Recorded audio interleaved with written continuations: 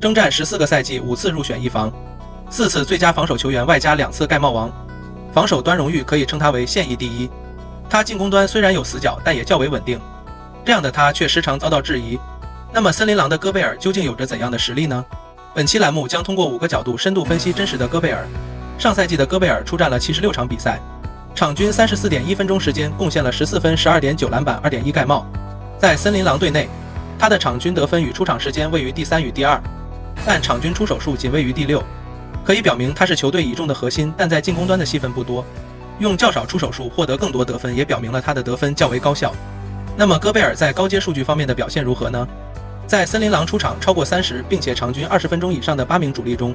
戈贝尔有着 15.2% 第6的使用率，可以表明他在进攻端获得的处理球次数较少。他 114.6 的进攻效率位于第3， 106.6 的防守效率位于第4， 8的净效率位于第1，可以表明在森林狼的主力中，当戈贝尔在场时，球队每100回合的赢分较多，失分较低。他对球队的总体贡献为主力第一，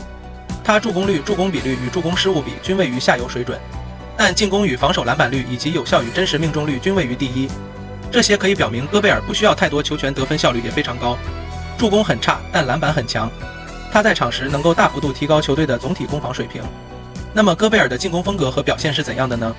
他的重点进攻区域为篮下，在篮下他出手了512次，占全部出手的 83.4%， 中距离与3分线外的出手极少。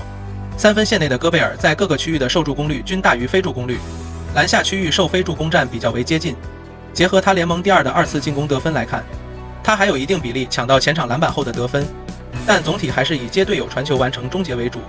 他接传球后不运球就出手的占比高达 80.4%， 超过7次运球后的出手为0，因此接球后直接终结是3分线内的他使用次数最多的方式。这一点从出手所用的持球时间也可以得到体现，他持球2秒内的出手占比为 83.9%， 持球超过6秒的出手几乎没有。接球直接终结也能保证他超高的命中率，他的命中率会随着持球运球的增多会出现下滑，不运球与持球2秒内的出手能够达到 70% 的命中率。在篮下区域，戈贝尔的命中率达到了 73.6%， 离开篮下他的命中率会出现断崖式下滑，非篮下的3秒区与中距离命中率还不到 30%。 这些可以表明戈贝尔在得分方式与区域上均有非常明显的死角，他仅在篮下区域有进攻威胁，非常依赖队友的直接助攻，也不擅长持球运球后的终结。不过他的前场篮板2次进攻是较为强力的。那么戈贝尔防守端的表现如何呢？当他防守对手时，对手的3分与2分命中率分别下降了 2.5% 与 9.1%。 到了季后赛，他的防守导致对手的3分与2分命中率分别下降了 1.2% 与 7.4%。 结合他常规赛主力第4与季后赛主力第1的防守效率来看，他对3分线内的投篮有非常出色的限制作用，可以说自己撑起了森林狼的内线防守。通过深度数据分析，我们可以了解到戈贝尔的真实表现了。3分线外他几乎没有出手，3分线内他以篮下的接传球直接终结为主，还有很强的前场篮板2次进攻能力。防守端他对3分线内的投篮有强大的限制作用，也能很大程度提升球队的整体防守水平。季后赛的戈贝尔虽然多项数据出现了下滑，但他的攻防净效率在队友全面下降的情况下，他却均上升到了森林狼的主力第一。同时进攻与防守篮板率以及有效与真实命中率依旧稳居主力第一。虽然他在赛场上有明显的缺陷，但他将自己的任务完成得非常完美。上赛季森林狼之所以输给独行侠，更多是进攻端出现了问题。随着爱德华兹的持续成长，增强进攻端稳定性，